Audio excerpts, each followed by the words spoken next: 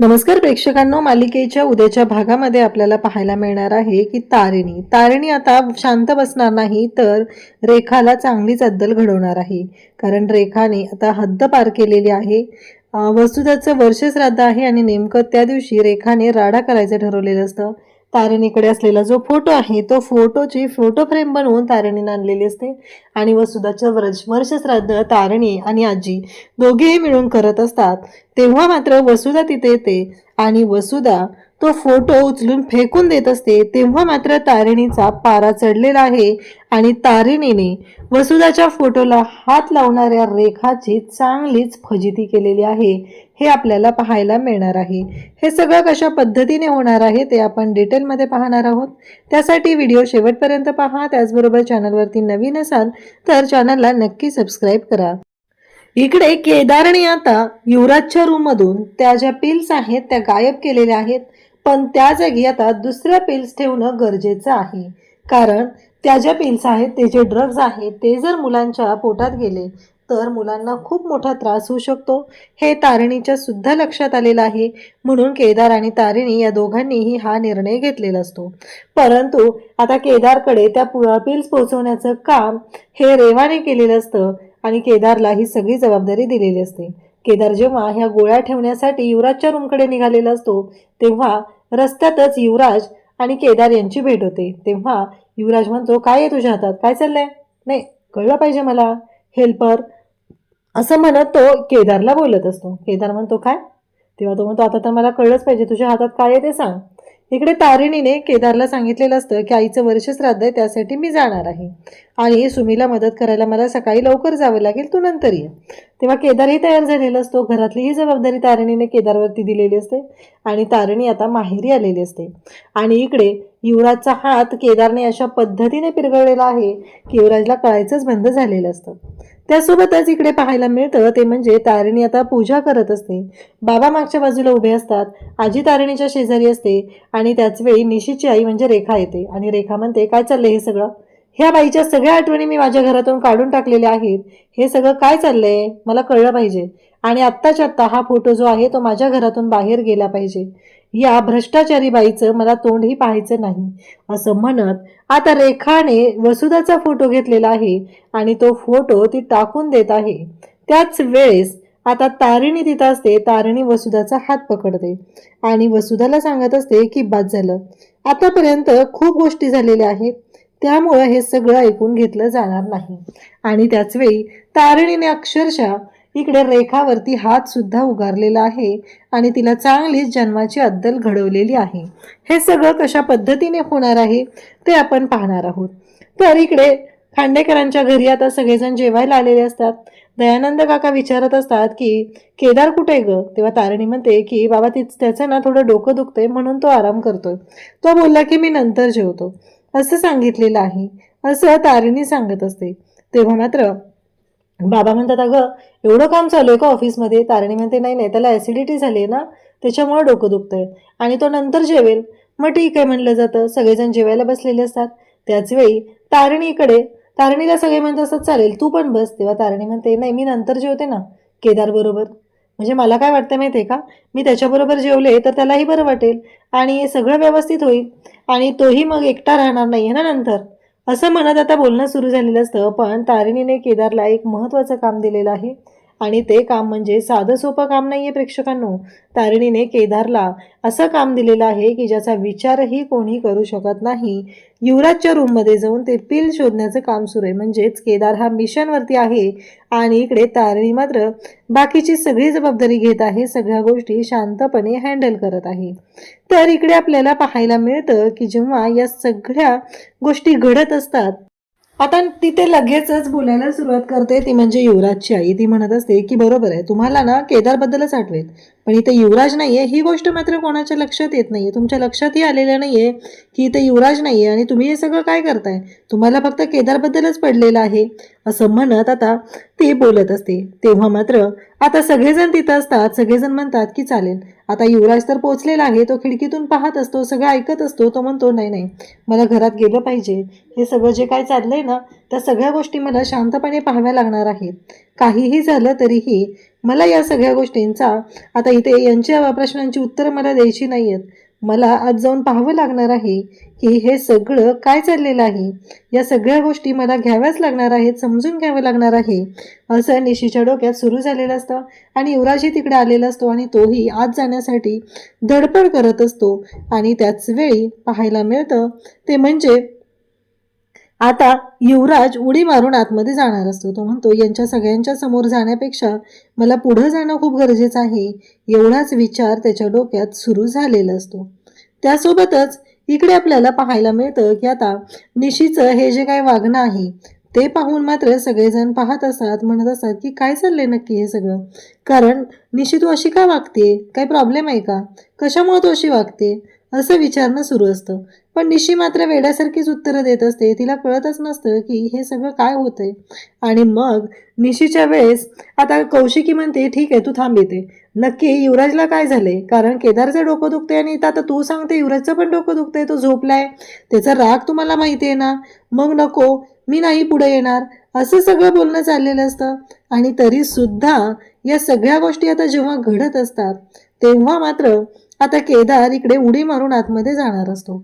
आता केदार तर तिथं आहे आणि आता युवराज सुद्धा त्या रूममध्ये जाणार आहे.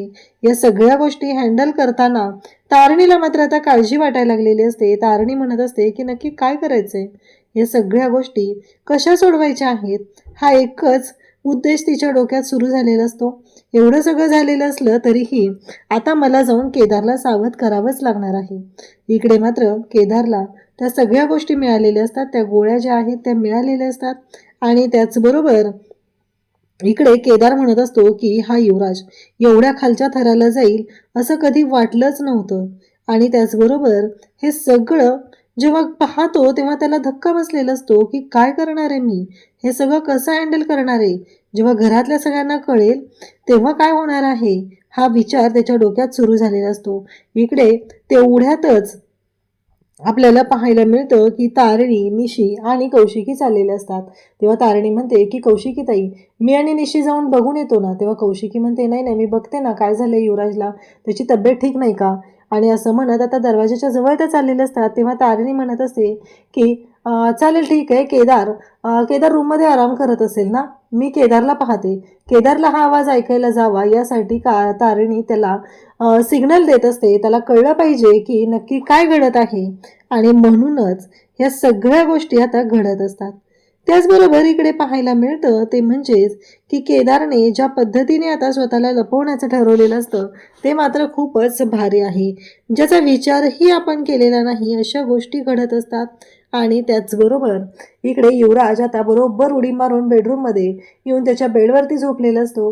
कौशिकी, तारणी आणि निशी तिथं पोचलेले असतात. तारणी आणि निशी तर मागेच असतात. निशीने तर तोंडावर हात लावलाय, कारण युवराज हा रूममध्ये नाही आहे हे निशीला माहिती होतं आणि म्हणून तिनं खोटं सांगितलं होतं, कारण सगळे युवराजबद्दल चुकीचं बोलत आहेत. यासाठी तिनं केलेला हा अट्टास होता, आपल्या नवऱ्याच्या चुका लपवून ठेवण्याचा केलेला प्रयत्न होता. इकडे तारणीला वेगळंच त्रास वाटत होता. जर केदार तिथे पकडला गेला तर युवराज त्या रूममध्ये नाही आहे, पण केदार तर त्या रूममध्ये आहे ना, म्हणून इकडे तारणीला वेगळंच टेन्शन आलेलं होतं. पण आता तिथे मात्र बेडवरती केदार दिसतो. सगळेजण केदारला म्हणतात की चल, केदारला घेऊन जेवायला जातात. तेव्हा तारणी म्हणते की कौशिकी ताई मी केदारकडे जाऊन आले आणि केदार आता वॉशरूममध्ये गेलेला आहे, तो येतोच बोललेला आहे, असं तारणी येऊन सांगते. तेव्हा कौशिकी म्हणते ठीक आहे. आता तारणी केदारला म्हणते केदार बाहेर आहे, कारण तारणीला कळेल असतं केदार हा तिथे बेडच्या खाली लपलेला आहे. आता केदारला तिने बाहेर बोलवलेलं आहे. आणि त्याच वेळी इकडे या सगळ्या गोष्टी जेव्हा घडत असतात तेव्हा मात्र आता सगळ्यांची जेवणं होतात आणि त्यानंतर सगळेजण एकत्र जमलेले असतात. त्याचबरोबर पाहायला मिळतं ते म्हणजे इकडे केदार त्याचबरोबर दयानंद खांडेकर बसलेले असतात. दयानंद काका एवढे टेन्शनमध्ये का आहेत हा प्रश्न पडलेला असतो. म्हणून केदार विचारत असतो कसं आहे माहिती आहे का, म्हणजे मला फक्त एवढंच माहिती आहे की जसं बाबांना कळतं की मुलाच्या मनात काय चालू आहे, तसं मुलांना सुद्धा वडिलांच्या मनातलं कळतं असं सांगितलं जातं. तेव्हा तो म्हणत असतो सांगा तुम्ही कसल्या टेन्शनमध्ये आहात, नक्की काय चाललेलं आहे, असं विचारणं सुरू झालेलं असतं. तेव्हा मात्र दयानंद काका म्हणत असतात की काही नाही रे, असंच तेव्हा केदार म्हणत असतो, बोला ना, काय झालंय नक्की, कशाबद्दल बोलताय तुम्ही, काही टेन्शन तर नाही आहे ना, असं दयानंद खांडेकरांना तो विचारत असतो. तेव्हा दयानंद खांडेकर म्हणतात की बरोबर आहे, कसं आहे माहिती आहे का, ज्या पद्धतीने हे सगळं घडलेलं आहे, मला आता खरंच टेन्शन राहिलेलं नाही आहे. माझी दोन्ही मुलं अगदी व्यवस्थित मार्गी लागलेली आहेत, भरभरून ऑफिसमध्ये काम करतात, अगदी मनापासून या सगळ्या गोष्टी करतात, असं ते बोलत असतात. आणि त्याच वेळी इकडे केदारला खरं तर काळजी वाटायला लागलेली आहे, कारण त्याला माहिती आहे की ऑफिसमध्ये आता युवराज कशा पद्धतीने काम करतोय, काय करतोय, हे सगळं त्याला माहिती आहे. त्यामुळं तर त्याला काळजी वाटत असते की ह्या सगळ्या गोष्टी कशा सोडवणार आहे मी. काहीही झालं तरीही हे आपल्याला आता कसं सोडवायचं आहे, हा एकच प्रश्न पडलेला असतो. दयानंद काका म्हणत असतात की कसं आहे, या घराला तुझ्या रूपाने मोठा मुलगा मिळालेला आहे. आता आम्ही खूप नशिबान आहे, कारण तू हे सगळं छान सांभाळशील, तुझ्या छोट्या भावाला सुद्धा समजून घेशील, असं इकडे बोलणं चालू असतं. केदार ऐकत असतो. केदारला ते म्हणत असतात की मला तुझ्याकडून वचन हवं आहे. युवराज चुकतो मान्य आहे मला, पण त्याला पाठीशी न घालता, मान्य आहे, त्याचा कान पकडून त्याची समजूत घालणं, त्याच्या बाबतीत सगळ्या गोष्टींचा विचार करणं, हे करावं लागणार आहे, असं दयानंद काका त्याला सांगत असतात. केदार मात्र ऐकत असतो. दयानंद काका रडत असतात. उद्या माझ्या माघारी त्याचा बाप बनून ह्या सगळ्या गोष्टी तुला कराव्या लागणार आहेत, त्याला आधार द्यावे लागणार आहे. आणि हे सगळं जेव्हा बोलणं सुरू झालेलं असतं, तेव्हा मात्र आता केदार आणि त्याचबरोबर तारिणी, आता केदारला खूप टेन्शन आलेलं आहे. तारिणी रूममध्ये आलेली असते. केदार आणि तारिणी बोलत असतात की आता काय करायचं, त्या पिल्स आहेत त्या तिथं पोहोचता कामा नयेत, आपल्याला पुढे काय करावं लागणार आहे. तारिणी सांगत असते की आपल्याला एकच गोष्ट करावी लागणार आहे, आणि ती म्हणजे त्या ज्या गोळ्या आहेत त्या बदलायच्या, आणि त्याच्या जागी बाकी व्हिटॅमिनच्या तशाच दिसणाऱ्या दुसऱ्या गोळ्या आपण ठेवायच्या आहेत. तेव्हा मात्र केदार म्हणतो की चालेल, होऊन जाईल हे सगळं.